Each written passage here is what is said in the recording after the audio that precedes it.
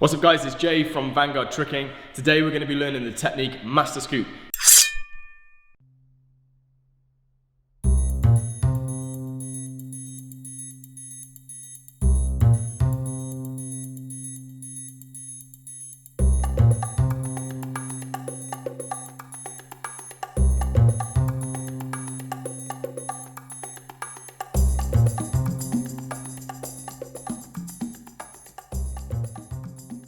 Today's skill is Masterscoot. It's a really helpful transition. It's a really safe way of learning how to do swing throughs. It can also be used to start building and creating some combinations. And it can also be done to multiple takeoffs. So it can be done to swing through, as we said, but it can also be used to go into a pop takeoff, like a pop full, and it can go into backside tricks, such as a backside 900. Now, before we can master scoot, we've got to be able to scoot. So before we get into the scoot, first of all, make sure you're warmed up. You can follow our quick guide here to get ready. Once you've done that, you're also going to need to spend a little bit of time just warming up your wrists for scoot and master scoot. So that can be something dead easy, such as just rotating your wrists. And you can go back and forth. Just make sure you stretch them out, and I'll give a few more examples. So side to side, do 4 on each. Rotations.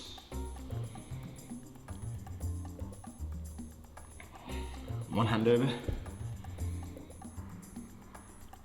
and the other hand, then both hands.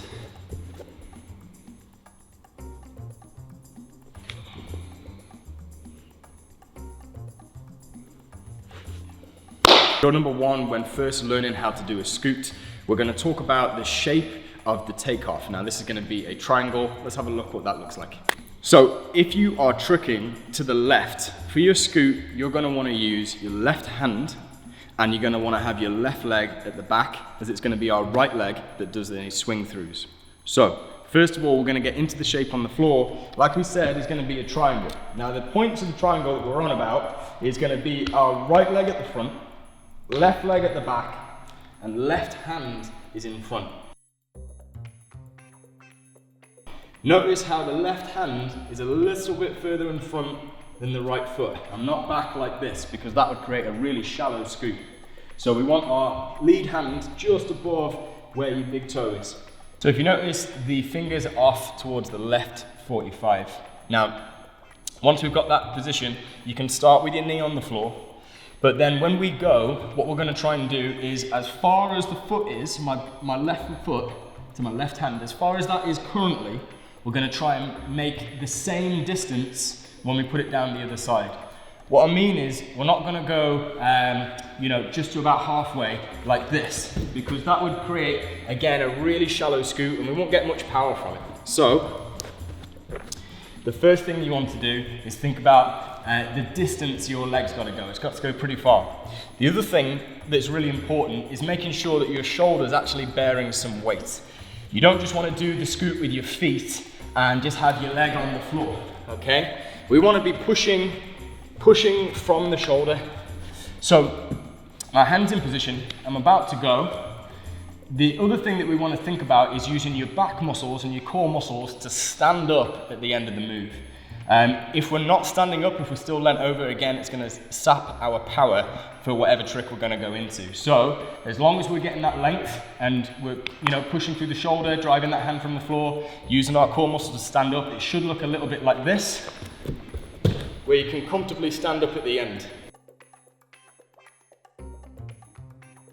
Now that is actually pretty much it for scoot. You want to drill that until you're really, really comfortable with it. That is a transition in its own right, but it's something that we need to be able to do our master scoot today. So keep repping it. Another quick tip though with it is just make sure your eyes are always looking at the floor and you're keeping your chest facing the ground as well. Let's move on to the master scoot. Drill number one for master scoot is going to be a two-handed version of the scoot.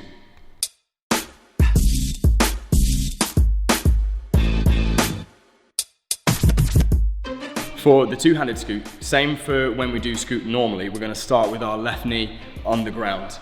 But rather than being straight ahead like this with our chest, I like to do it with my chest a little bit over, more 45 degrees. So we're going to be dropping down so that our left knee is on the floor.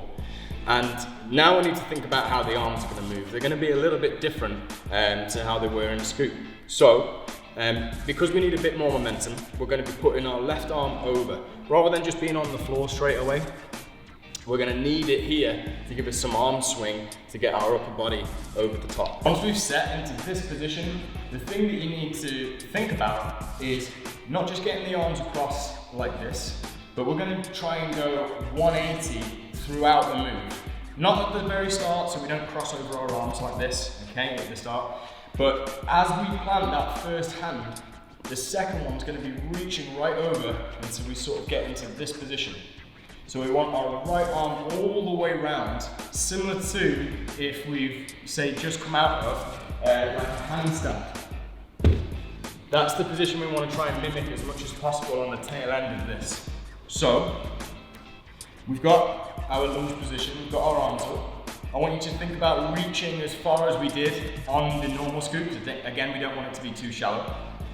But really think about getting that right arm over throughout the move. So, this way. Now this is a really handy drill. Again, this is a setup in itself, but it's also going to be starting to condition us for Masterscoot. Masterscoot has quite a lot of impact on the wrists, so they're going to need to start to build up the muscle and get used to the feeling of holding the weight. It's also going to start stretching your obliques quite a lot more than, say, a scoop does. So train this a lot. As I said, it's a useful skill in and itself. Once you've got really comfortable with it and you can get that shape every single time, so your right hand's pretty much done that full 180 over, then we can move on to the next drill. Drill number 2 is going to be the hop step, and we're going to be learning how to throw the Masterscoot from a hook kick.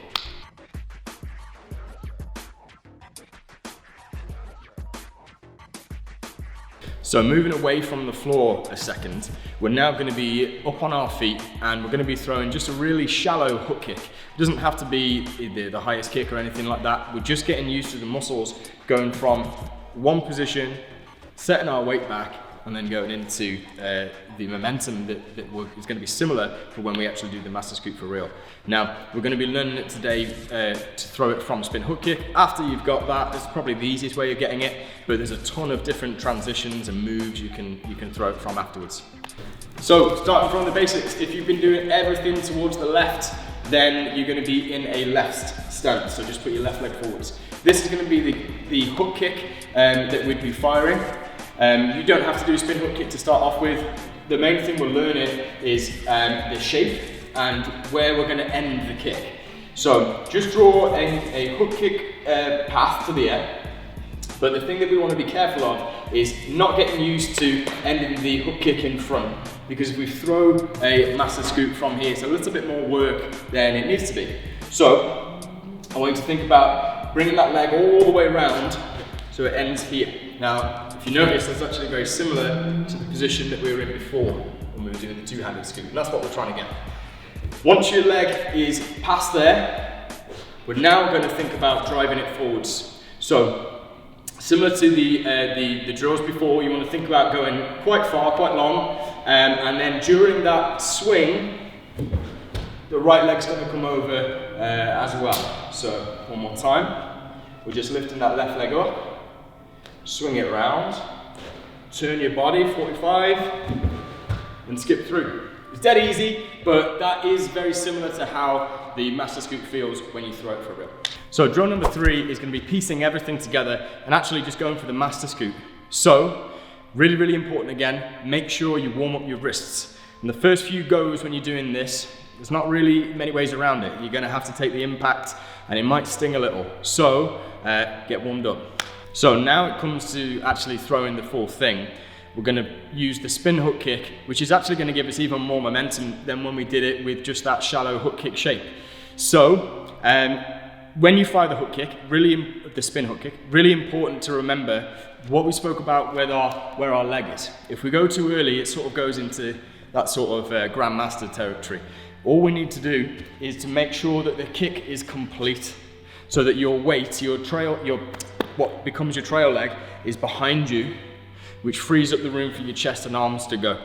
If your knee's in front, it's going to feel awkward, okay? So complete the spin hook kick fully, be patient, and then remember the reach over, that 180 thing we were doing with the arms, and that's your Masterscoot.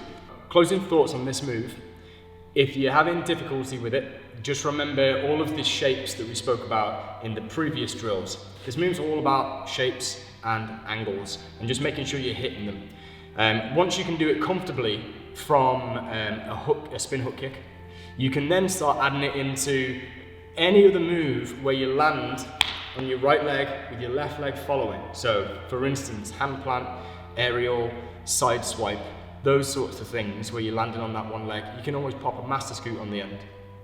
It's also, as we said, a really good training tool to be able to learn things like full twist, swing through techniques, or backside tricks. So experiment. You can then start building a few different combos and then just take it from there. If it's working for you, it can become one of your main setups that you use to continue to advance your tricking arsenal. And once you've got the move down, start thinking about what you're going to be doing afterwards as well with that in mind. So don't just do the move just to land it. Start thinking about the thing that's going to be following. Is it going to be a swing through? Are you going to start setting it to pop, to jump out of, as it is a transitional skill that we can use to end a combo or start a combo on. So that brings us to the end of today's skill, the transition Masterscoot. Practice it hard because it's really, really useful skill. Comment below what trick you like to throw out of it, or maybe your first trick that you threw out of your Masterscoot. Whilst you're there, make sure you give us a like and subscribe to the channel to stay up to date with everything that we're going to be doing. If you manage to get your Masterscoot down, tag us on Instagram because we'd love to see what you're doing as well. And that is it, guys. We shall see you in the next video. Peace.